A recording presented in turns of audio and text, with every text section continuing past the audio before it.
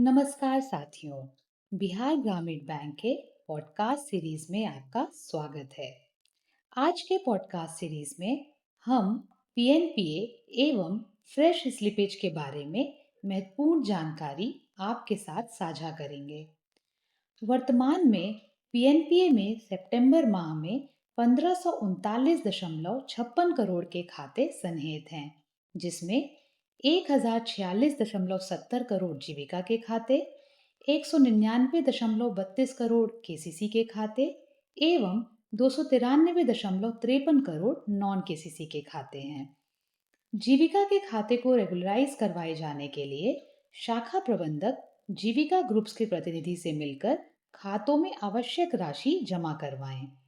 विशेष परिस्थिति में शाखा प्रबंधक खातों को नियमित करवाए जाने हेतु बैंक मित्र, community coordinator, area coordinator, block project manager एवं डिस्ट्रिक्ट प्रोजेक्ट मैनेजर की मदद ले सकते हैं। केसीसी खातों को लोन विभाग के परिपत्र संख्या 22/2025 का अवलोकन लेते हुए निम्न स्टेप्स का संज्ञान करते हुए रेगुलराइज करवाएं। यदि ऋण दस्तावेज कानूनी रूप से लागू करने योग्य है और ऋण सीमा बढ़ाने की कोई आवश्यकता नहीं है, तो केसीसी नवीनीकरण के लिए उधारकर्ता से अनुरोध पत्र और बैलेंस कंफर्मेशन प्राप्त किया जाना चाहिए और केसीसी खाते को 5 वर्ष के लिए नवीनीकरण किया जाना चाहिए। यदि ऋण दस्तावेज कानूनी रूप से लागू करने योग्य हैं और ऋण सीमा बढ़ाने की आवश्यकता है, तो केसीसी ऋण सीमा बढ़ाने के लिए उधारकर्ता से नियमानुसार नए दस्तावेज एवं एलपीसी, शपथ पत्र, घोषणा, रसीद जैसा लागू हो और बैलेंस कंफर्मेशन ली जानी चाहिए और तदनुसार वित्तमान के आधार पर सीमा बढ़ाई जानी चाहिए। एनपीए के खातों में भी उपरोक्त बिंदुओं में से जो लागू हों उनका संज्ञान करते हुए खातों को नियमित करवाएं। नॉन केसीसी की श्रेणी में रिवॉल्विंग क्रेडिट के खातों को छोड़कर सभी खाते निम्न 3 कैटेगरीज में वर्गीकृत होते हैं। एसएमए 0 1 से 30 दिन, एसएमए 1 31 से 60 दिन, एसएमए 2 61 से 90 दिन।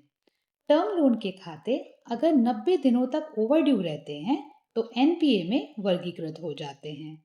रिवॉल्विंग क्रेडिट के खातों में सभी खाते निम्न कैटेगरीज में वर्गीकृत होते हैं। एसएमए 1 31 से 60 दिन, एसएमए 2 61 से 90 दिन।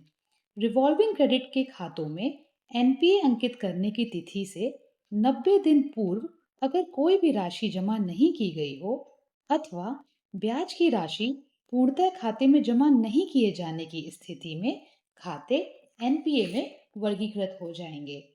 अतः खातों को एसएमए 0 में आने पर ही उन खातों का अनुश्रवण कर ससमय नियमित करवाया जाना है।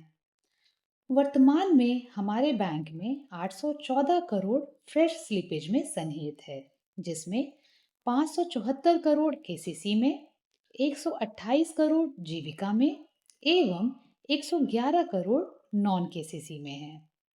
केसीसी के खातों को लोन विभाग के परिपत्र संख्या 22/2025 का अवलोकन करते हुए नियमित करवाया जाना है। जीविका के खातों को पहले बताई गई विधियों का पालन कर अपग्रेड करवाया जाना है।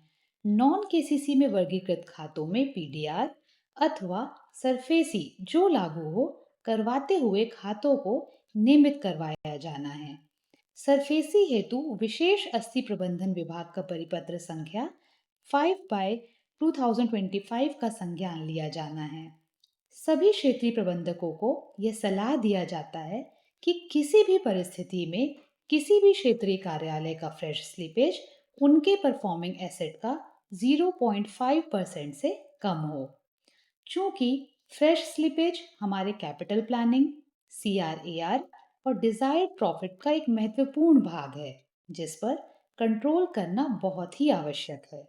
इसीलिए हमें उम्मीद है कि सभी क्षेत्रीय प्रबंधक, सीआरएमडी की टीम और अडॉप्टर्स मिलकर फ्रेश स्लिप्ड एनपीए की राशि को तय किए गए लक्ष्य के अंदर रखेंगे। इसी के साथ हमारा स्वच्छता अभियान 5.0 भी शुरू हो चुका है।